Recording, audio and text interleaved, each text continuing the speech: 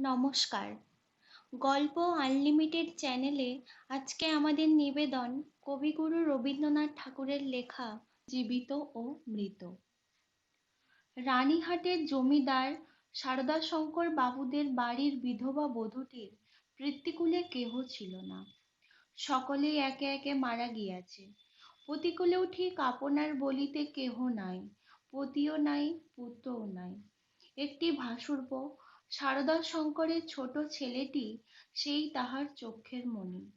সে জন্মিবার পর তাহার মাতার বহুকাল ধরিয়া শক্ত পীড়া হইয়াছিল, সেই জন্য এই বিধবা কাকী কাদম্বিনী তাহাকে মানুষ করিয়াছে। পরের ছেলে মানুষ করিলে তাহার প্রতি প্রাণের টান আরো যেন বেশি হয়, কারণ তাহার উপরে অধিকার থাকে না, তাহার উপরে কোনো সামাজিক দাবি নাই, কেবল স্নেহের দাবি। কিন্তু কেবলমাত্র স্নেহ সমাজের সমক্ষে আপনার দাবি কোনো দলিল অনুসারে সপ্রমাণ করিতে পারে না এবং চাহেও না, কেবল অনিশ্চিত প্রাণের ধনটিকে দ্বিগুণ ব্যাকুলতার সহিত ভালোবাসে। বিধবার সমস্ত রৌদ্রপ্রীতি এই ছেলেটির প্রতি সিঞ্চন করিয়া একদিন শ্রাবণের রাতে কাদম্বিনীর অকস্মাৎ মৃত্যু হইল। হঠাৎ কি কারণে তাহার স্পন্দন স্তব্ধ হইয়া গেল। সময়ও জগতের আর সর্বত্রই চলিতে লাগিল, কেবল সেই স্নেহকাতর ক্ষুদ্র কোমল বক্ষটির ভিতর সময়ের ঘড়ির কল চিরকালের মতো বন্ধ হইয়া গেল। পাছে পুলিশের উপদ্রব ঘটে, এই জন্য অধিক আড়ম্বর না করিয়া জমিদারের 4 জন ব্রাহ্মণ কর্মচারী অন্তি বিলম্বে মৃতদেহ দাহ করিতে লইয়া গেল। রানীহাটের শ্মশান লোকালয় হইতে বহু দূরে, পুষ্করিণীর ধারে একখানি কুটির এবং তাহার নিকটে একটা প্রকাণ্ড বটগাছ। বৃহৎ মাঠে আর কোথাও কিছু নাই।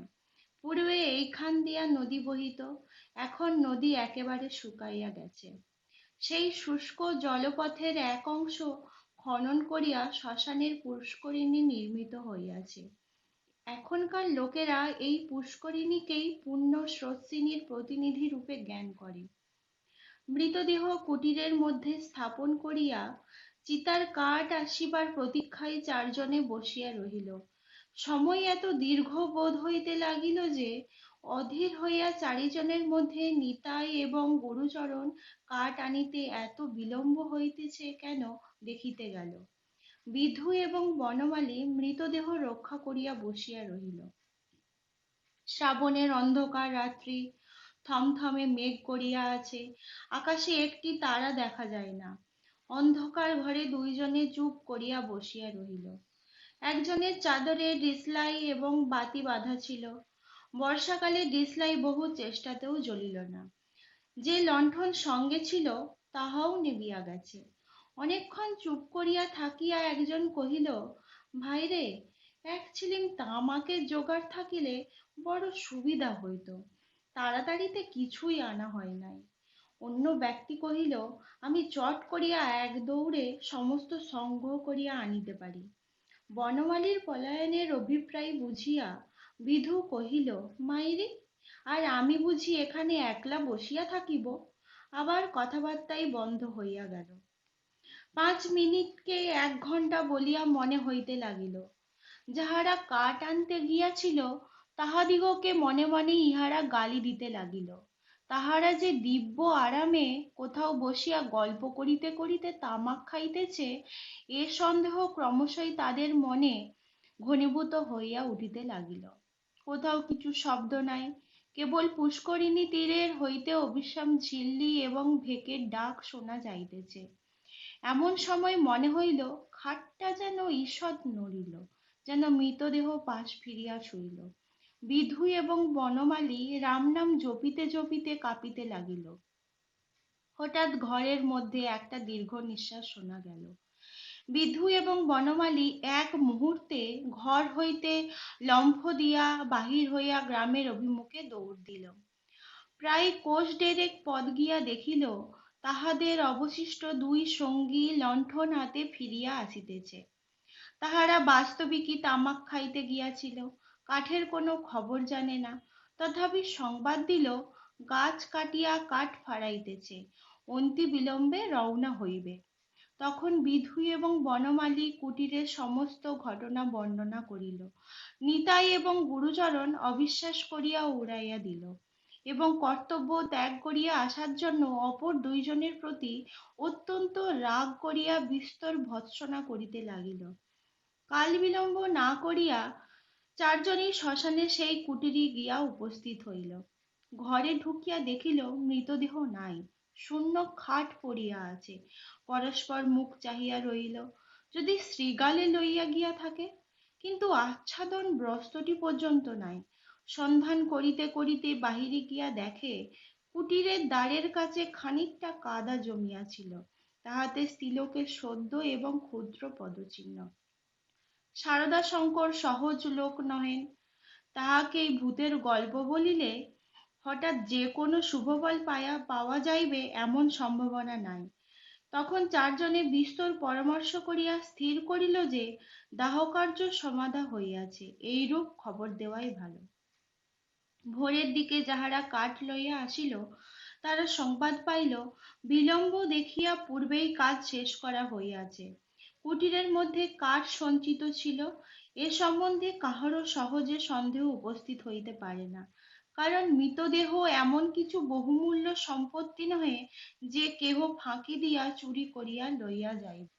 সকলেই জানেন জীবনের যখন কোনো লক্ষণ পাওয়া যায় না তখনও অনেক সময় জীবন প্রচ্ছন্নভাবে থাকে এবং সময় মতো পুনর্বার মৃতবহ দেহে তাহার কার্য আরম্ভ হয়। কাদম্বিনীও মরে নাই, হঠাৎ কি কারণে তাহার জীবনের ক্রিয়া বন্ধ হইয়া গিয়াছিল। যখন সে সচেতন হইয়া উঠিল দেখিল চতুর্দিকে নিবিড় অন্ধকার।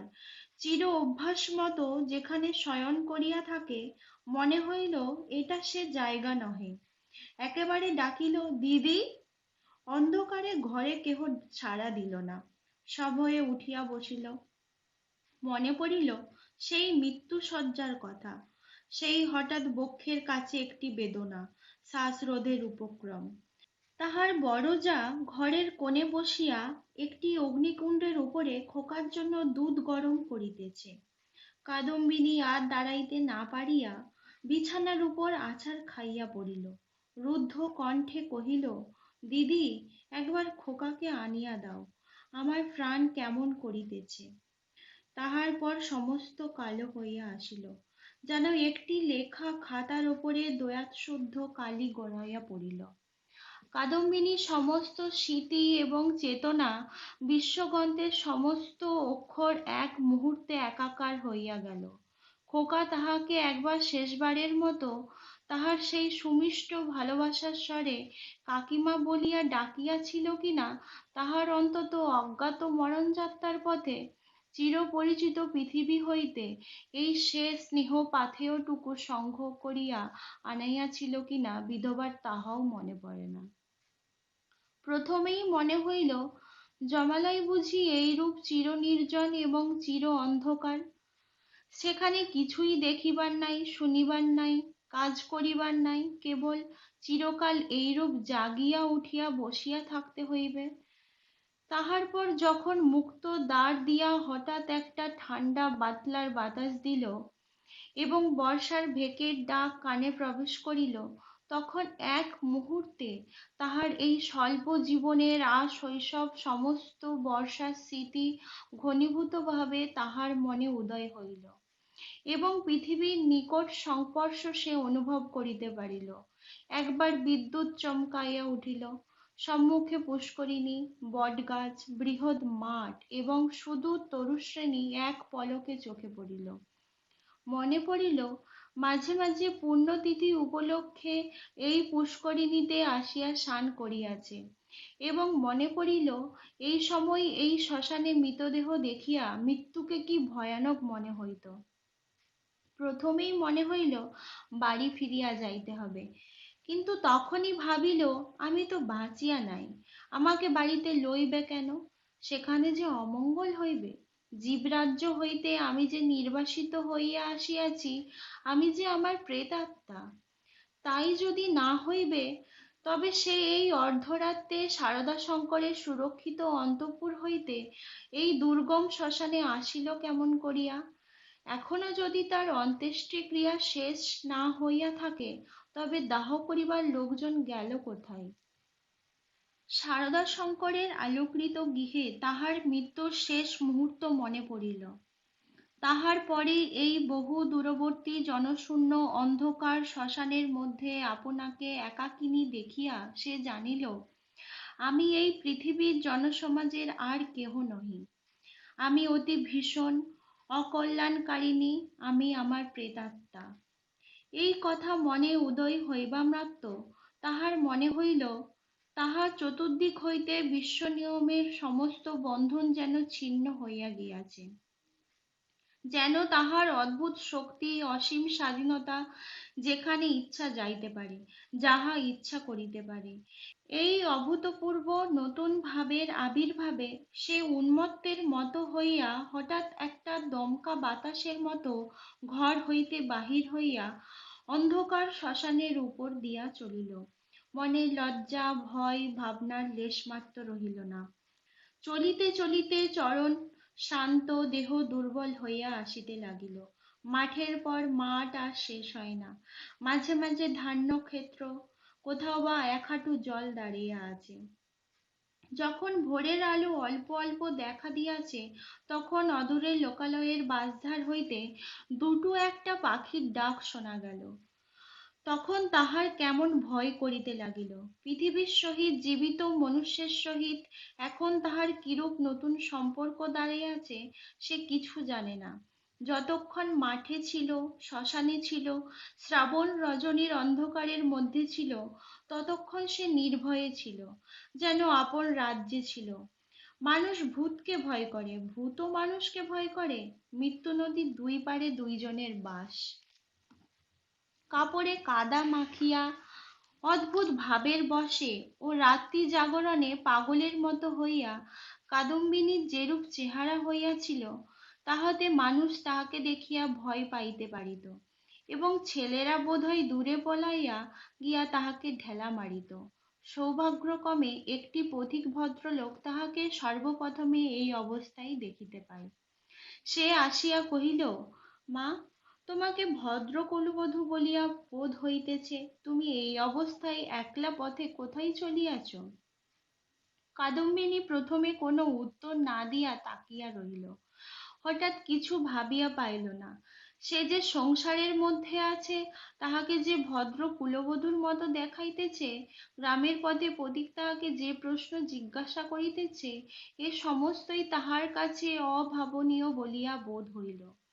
পথিক তাহাকে পুনশ্চ কহিল, চলো মা, আমি তোমাকে ঘরে পৌঁছাইয়া দিই। তোমার বাড়ি কোথায় আমাকে বলো। কাদম্বিনী চিন্তা করিতে লাগিল। শ্বশুর বাড়ি ফিরিবার কথা মনে স্থান দেওয়া যায় না, বাপের বাড়ি তো নাই। তখন ছেলেবেলার সইকে মনে পড়িল। ওই যোগমায়ার সহিত যদিও ছেলেবেলা হইতে বিচ্ছেদ, তথাপি মাঝে মাঝে চিঠিপত্র চলে। এক এক সময় রীতিমতো ভালোবাসার লড়াই চলিতে থাকে। কাদম্বিনী জানাইতে চাহে ভালোবাসা তাহার দিকেই প্রবল। যোগমায়া জানাইতে চাহে কাদম্বিনী তাহার ভালোবাসার যথোপযুক্ত প্রতিদান দেয় না। কোন সুযোগ একবার উভয়ে মিলন হইতে পারিলে যে একদ্বন্দ্ব কেহ কাহাকে চোখের আড়াল করিতে পারিবে না, এ বিষয়ে কোনো পক্ষেরই কোনো সন্দেহ ছিল না। কাদম্বিনী ভদ্রলোকটিকে কহিল, নিশ্চিন্দাপুরে শ্রীপতি চরণবাবুর বাড়ি যাইব। পথিক কলিকাতায় যাইতেছিলেন। নিশ্চিন্দাপুর যদিও নিকটবর্তী নহে, তথাপি তাহার গম্য পথেই পড়ে। তিনি স্বয়ং বন্দোবস্ত করিয়া কাদম্বিনীকে শ্রীপতি চরণবাবুর বাড়ি পৌঁছাইয়া দিলেন। দুই সয়ে মিলন হইল। প্রথমে চিনিতে একটু বিলম্ব হইয়াছিল, তাহার পরে বাল্য সাদৃশ্য উভয়ের চোখে ক্রমশই পরিস্ফুট হইয়া উঠিল। যোগমায়া কহিল, ও মা, আমার কি ভাগ্য, তোমার যে দর্শন পাইব এমন তো আমার মনেই ছিল না। কিন্তু ভাই, তুমি কি করিয়া আসিলে? তোমার শ্বশুর বাড়ির লোকেরা যে তোমাকে ছাড়িয়া দিল। কাদম্বিনী চুপ করিয়া রহিল। অবশেষে কহিল, ভাই, শ্বশুর বাড়ির কথা আমাকে জিজ্ঞাসা করিও না। আমাকে দাসীর মতো বাড়ির এক প্রান্তে স্থান দিও, আমি তোমাদের কাজ করিয়া দিব। যোগমায়া কহিল, ও মা, সে কি কথা? দাসীর মতো থাকিবে কেন? তুমি আমার সই, তুমি আমার ইত্যাদি। এমন সময় শ্রীপতি ঘরে প্রবেশ করিল। কাদম্বিনী খানিকক্ষণ তার মুখের দিকে তাকাইয়া ধীরে ধীরে ঘর হইতে বাহির হইয়া গেল। মাথায় কাপড় দেওয়া বা কোনরূপ সংকোচ বা সম্ভ্রমের কোনো লক্ষণ দেখা গেল না। পাছে তাহার সইয়ের বিরুদ্ধে শ্রীপতি কিছু মনে করে, এই জন্য ব্যস্ত হইয়া যোগমায়া নানা রূপে তাকে বুঝাইতে আরম্ভ করিল।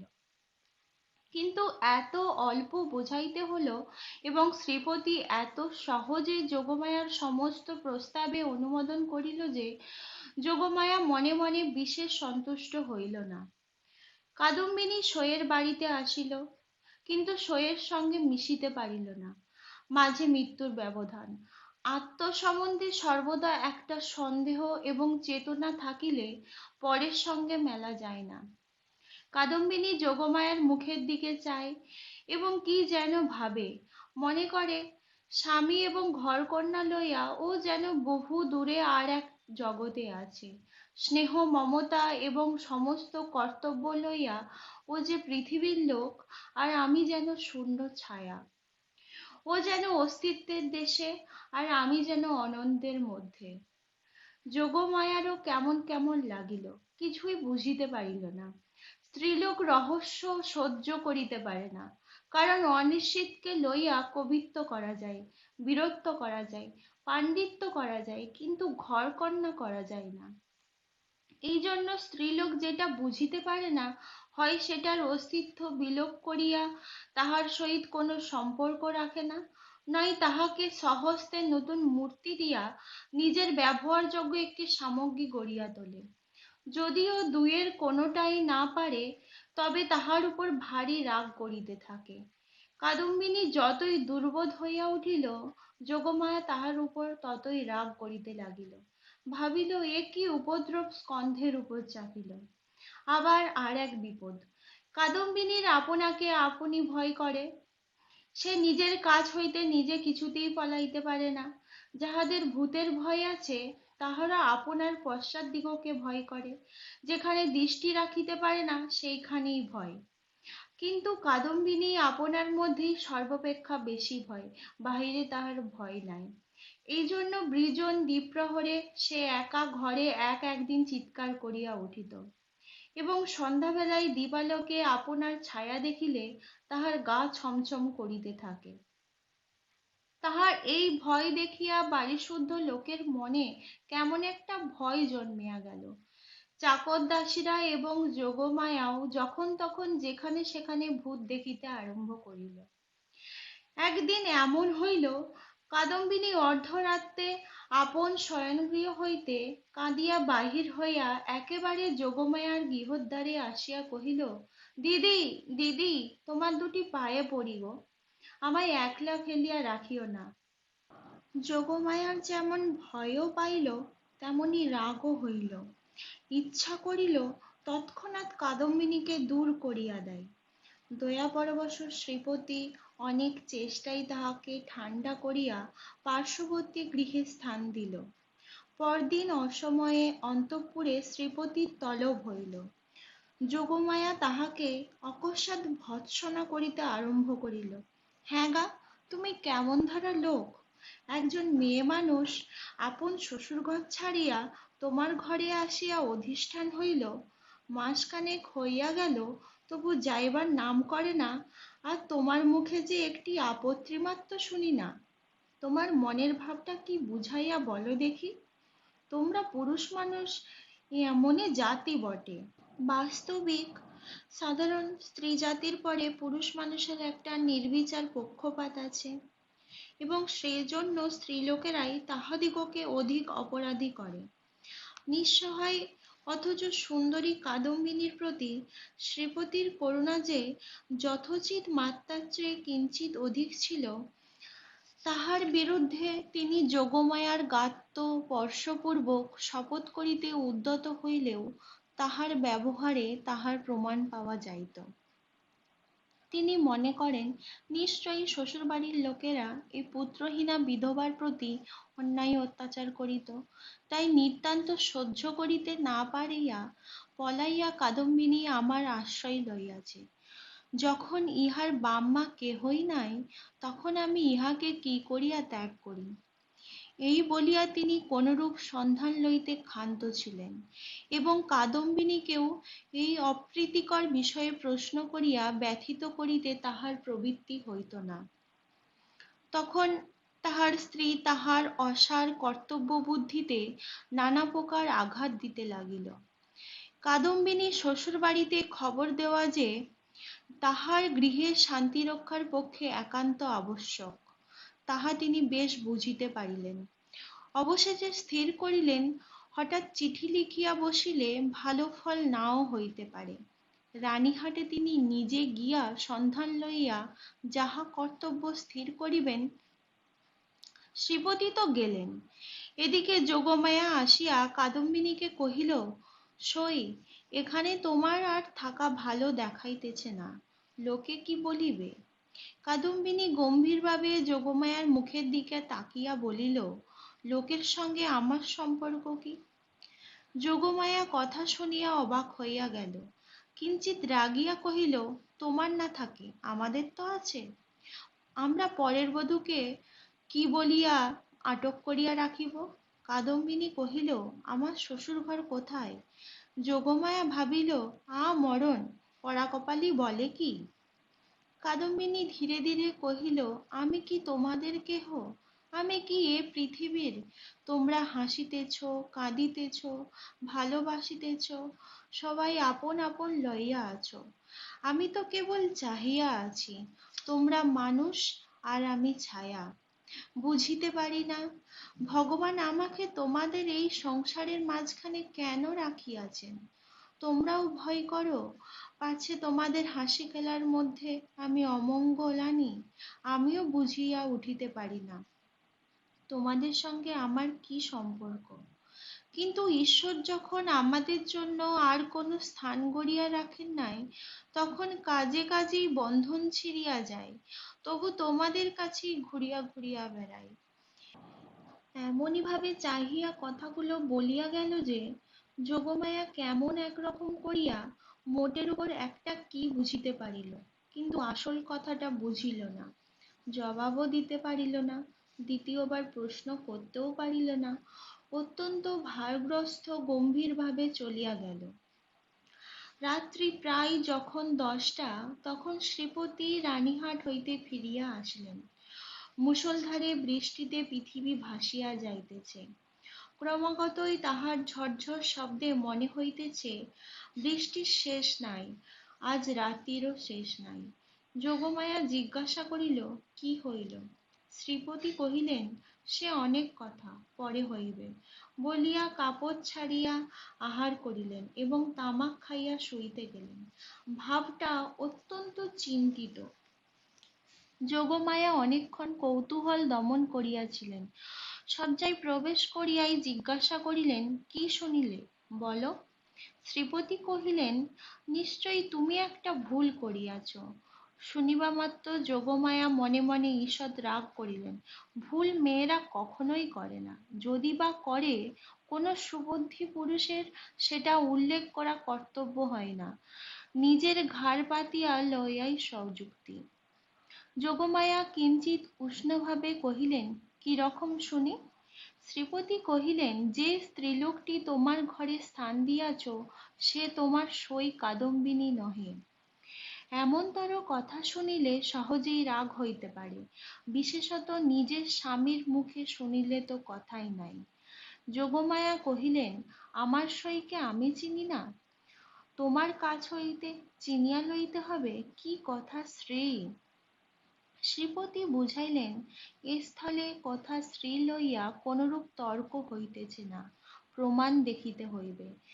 যোগমায়ার সই কাদম্বিনী যে মারা গিয়াছে তাহাতে কোনো সন্দেহ নাই। যোগমায়া কহিলেন, ওই শোনো, তুমি নিশ্চয়ই একটা গোল পাকাইয়া আসিয়াছ। কোথায় যাইতে কোথায় গিয়াছ, কি শুনিতে কি শুনিয়াছ তাহার ঠিক নাই। তোমাকে নিজে যাইতে কে বলিল?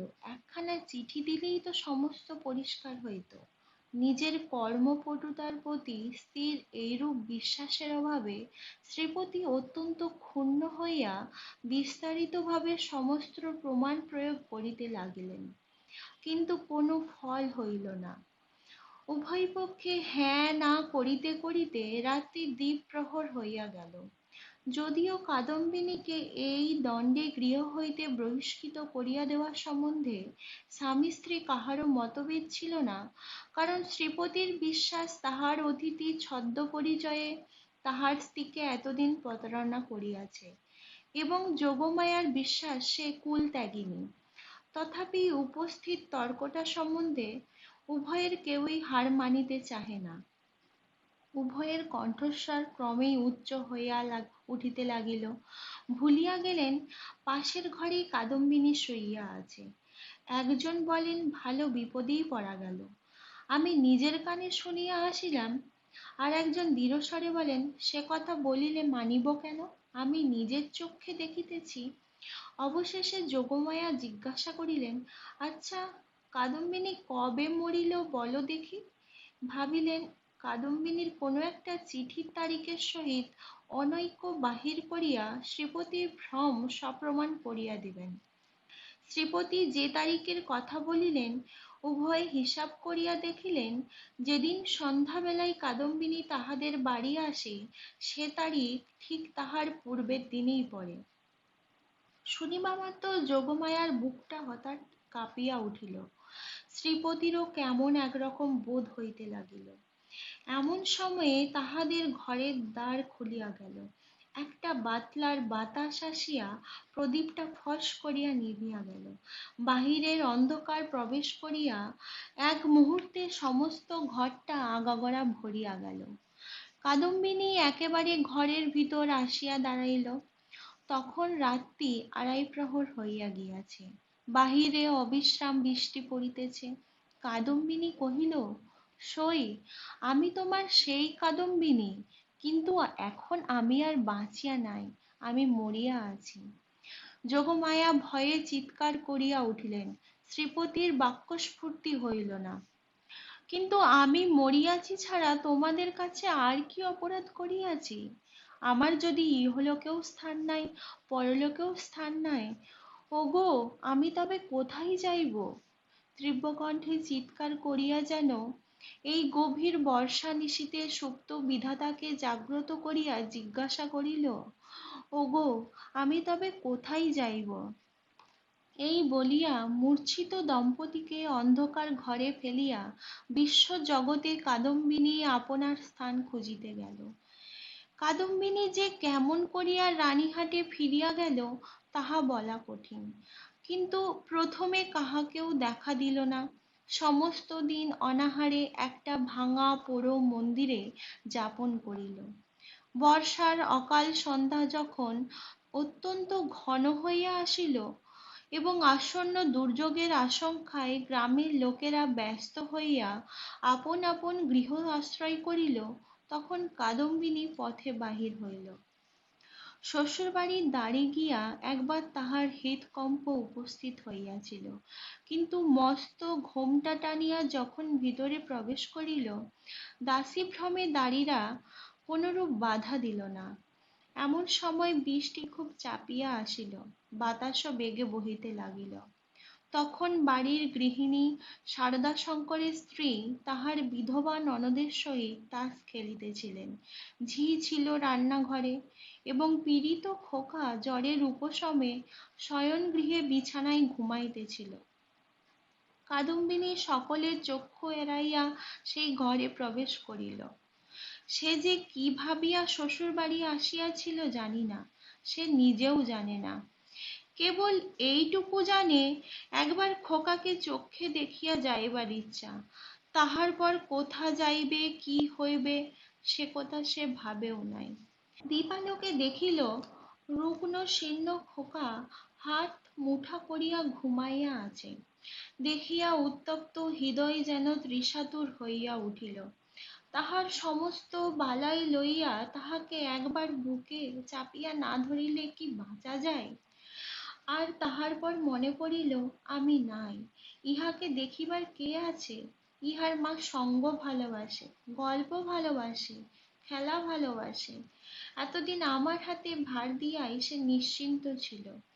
কখনো তাহাকে ছেলে মানুষ করিবার কোনো দায় পোহাইতে হয় নাই। আজ ইহাকে কে তেমন করিয়া যত্ন করিবে? এমন সময় খোকা হঠাৎ পাশ ফিরিয়া অর্ধনির্দিত অবস্থায় বলিয়া উঠিল, কাকিমা, জল দে। আহ, মরিয়া যাই, সোনা আমার, তোর কাকিমাকে এখনো ভুলিস নাই? তাড়াতাড়ি কুজা হইতে জল গড়াইয়া লইয়া খোকাকে বুকের উপর তুলিয়া কাদম্বিনী তাহাকে জল পান করাইল। যতক্ষণ ঘুমের ঘোর ছিল, চির অভ্যাস মতো কাকিমার হাত হইতে জল খাইতে খোকার কিছুই আশ্চর্য বোধ হইল না। অবশেষ কাদম্বিনী যখন বহুকালের আকাঙ্ক্ষা মিটাইয়া তাহার মুখ চুম্বন করিয়া তাহাকে আবার শইয়া দিল, তখন তাহার ঘুম ভাঙিয়া গেল এবং কাকিমাকে জড়াইয়া ধরিয়া জিজ্ঞাসা করিল, কাকিমা, তুই মরে গিয়েছিলি? কাকিমা কহিল, হ্যাঁ খোকা, আবার তুই খোকার কাছে ফিরে এসেছিস, আর তুই মরে যাবি নে? ইহার উত্তর দিবার পূর্বেই একটা গোল বাঁধিল। ঝি এক বাটি সাগু হাতে করিয়া ঘরে প্রবেশ করিয়াছিল। হঠাৎ বাটি ফেলিয়া মা গো বলিয়া আছাড় খাইয়া পড়িয়া গেল। চিৎকার শুনিয়া তাস ফেলিয়া গিন্নি ছুটিয়া আসিলেন। ঘরে ঢুকিতেই তিনি একেবারে কাঠের মতো হইয়া গেলেন, পলাইতেও পারিলেন না, মুখ দিয়া একটি কথাও সরিল না। এই সকল ব্যাপার দেখিয়া খোকারও মনে ভয়ের সঞ্চার হইয়া উঠিল। সে কাঁদিয়া বলিয়া উঠিল, কাকিমা, তুই যা। কাদম্বিনী অনেকদিন পরে আজ অনুভব করিয়াছে যে সে মরে নাই। সেই পুরাতন ঘরদ্বার, সেই সমস্ত, সেই খোকা, সেই স্নেহ তাহার পক্ষে সমান জীবন্ত ভাবেই আছে। মধ্যে কোনো বিচ্ছেদ, কোনো ব্যবধান জন্মায় নাই। সইয়ের বাড়ি গিয়া অনুভব করিয়াছিল, বাল্যকালের যে সই মরিয়া গিয়াছে। খোকার ঘরে আসিয়া বুঝিতে পারিল, খোকার কাকিমা তো এক তিলও মরে নাই। ব্যাকুলভাবে কহিল, দিদি, তোমরা আমাকে দেখিয়া কেন ভয় পাইতেছ? এই দেখো, আমি তোমাদের সেই তেমনই আছি। গিন্নি আর দাঁড়িয়া থাকিতে পারিলেন না, মূর্ছিত হইয়া পড়িয়া গেলেন। ভগ্নীর কাছে সংবাদ পাইয়া শারদাশঙ্কর বাবু স্বয়ং অন্তঃপুরে আসিয়া উপস্থিত হইলেন। তিনি জোর হস্তে কাদম্বিনীকে কহিলেন, ছোট বৌমা, এই কি তোমার উচিত হয়? সতীশ আমার বংশের একমাত্র ছেলে, উহার প্রতি তুমি কেন দৃষ্টি দিতেছ? আমরা কি তোমার পর? তুমি যাওয়ার পর হইতে ও প্রতিদিন শুকাইয়া যাইতেছে, উহার ব্যামো আর ছাড়ে না। দিনরাত কেবল কাকিমা কাকিমা করে। যখন সংসার হইতে বিদায় লইয়াছ, তখন এই মায়াবন্ধন ছিঁড়িয়া যাও, আমরা তোমার যথোচিত সৎকার করিব। তখন কাদম্বিনী আর সহিতে পারিলে না, তীব্র কণ্ঠে বলিয়া উঠিল, ওগো, আমি মরি নাই গো, মরি নাই। আমি কেমন করিয়া তোমাদের বুঝাইব আমি মরি নাই? এই দেখো, আমি বাঁচিয়া আছি। বলিয়া কাঁসার বাটিটা ভূমি হইতে তুলিয়া কপালে আঘাত করিতে লাগিল। কপাল ফাটিয়া রক্ত বাহির হইতে লাগিল। তখন বলিল, এই দেখো, আমি বাঁচিয়া আছি। শারদাশঙ্কর মূর্তির মতো দাঁড়িয়া রইলেন। খোকা ভয়ে বাবাকে ডাকিতে লাগিল। দুই মূর্ছিত রমণী মাটিতে পড়িয়া রহিল। তখন কাদম্বিনী, ওগো, আমি মরি নাই গো, মরি নাই গো, মরি নাই বলিয়া চিৎকার করিয়া ঘর হইতে বাহির হইয়া সিঁড়ি বাহিয়া নামিয়া অন্তঃপুরে পুষ্করিণীর জলের মধ্যে গিয়া পড়িল। শারদাশঙ্কর উপরের ঘর হইতে শুনিতে পাইলেন, ঝপাস করিয়া একটা শব্দ হইল। সমস্ত রাত্রি বৃষ্টি পড়িতে লাগিল। তাহার পরদিন সকালেও বৃষ্টি পড়িতেছে, মধ্যাহ্নেও বৃষ্টির অবিরাম নাই। কাদম্বিনী মরিয়া প্রমাণ করিল, সে মরে নাই।